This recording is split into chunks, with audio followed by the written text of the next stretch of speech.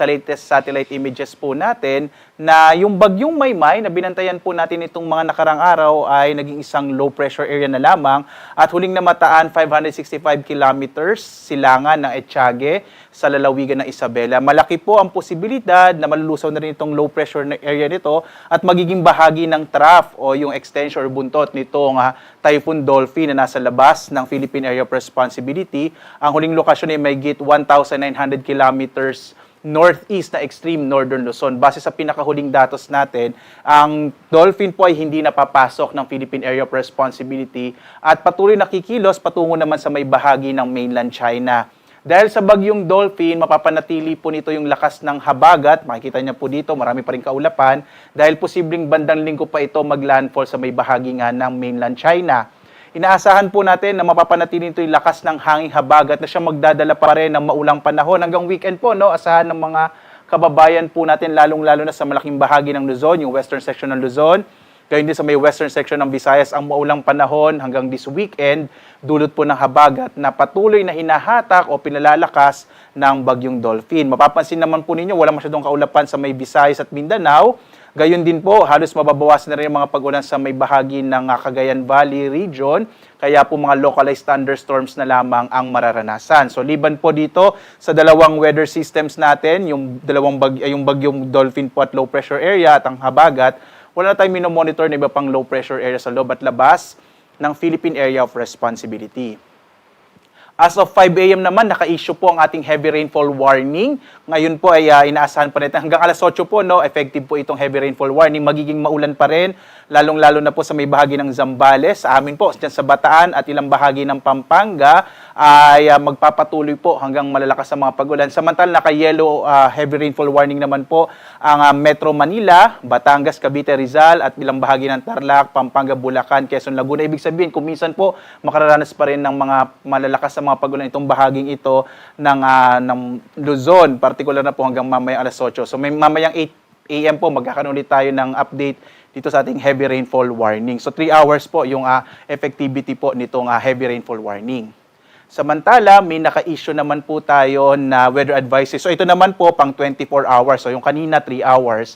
Ito po within the day, inaasahan natin na magpapatuloy yung malalakas sa mga pag-ulan lalo na sa may bahagi ng Zambales, Bataan at Occidental Mindoro. Habang ibang bahagi pa ng Luzon, kabilang na dyan yung Metro Manila at hanggang umaabot po sa Antique, makararanas na kung minsan malalakas sa mga pag-ulan na maaaring magdulot po ng mga flash floods and landslide. Kaya lagi po maging alerto at maging handa sa mga posibilidad ng biglang pagbaha at pag-uho ng lupa.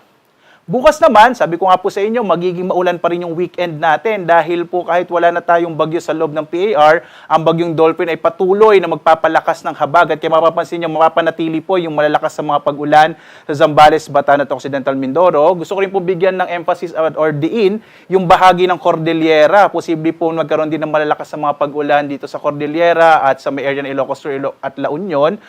Bukas po yan, dulot ng habagat. Habang iba pang bahagi ng Central Luzon, Cordillera, Ilocos region, kabilang din yung Metro Manila at Cavite, Batangas, makararanas pa rin po ng maulang panahon bukas. At magpapatuloy pa rin yung maulang panahon po natin by Sunday dahil pa rin po sa habagat. Kaya po asahan natin medyo maulang weekend talaga yung mararanasan. Pero mapansin nyo po, mababawasan na yung mga pag-ulan lalo na dito sa may area ng Southern Luzon at sa may eastern section ng Northern Luzon. So ito po, again, ay dulot ng hanging habagat na pinalalakas ng bagyong dolphin. Once na maglandfall na po ito sa may bahagi ng mainland China by around Sunday, possible po magsisimula ng mabawasan yung malalakas na mga pag-ulan dito sa may western section ng Luzon. Muli po, ulitin lang natin, ngayong araw, magiging maulan pa rin sa malaking bahagi ng Luzon, lalong-lalo na nga po dito sa may area ng particular na Bataan, Zambales at Occidental Mindoro. Iba pang bahagi ng Luzon ay makararanas naman ng maulap na kalangitan na may kalat-kalat na mga pag-ulan, pagkidlat, pagkulog. Sa may bahagi naman ng Palawan ay inaasahan din natin ang maulap na kalangitan na may kalat-kalat na mga pag-ulan, pagkidlat, pagkulog. At ganito din po yung mararanasan sa may area naman ng western section ng Visayas. Ang lalabing bahagi naman ng Kabisayaan, makararanas po ng mga localized rain showers and thunderstorms, yung bahagi po ng area ng Central Visayas, Negros Island Region at Eastern Visayas. Samantala naman, ang malaking bahagi ng Mindanao ay makararanas po ng mga localized rain showers and thunderstorms sa dakong hapon hanggang sa gabi. So dito po sa bahagi ito ng ating bansa, mas maliit naman yung posibilidad ng mga malalakas na mga pagulan. Dahil generally po, localized thunderstorms ang nakakaapekto, particular na sa malaking bahagi ng Mindanao.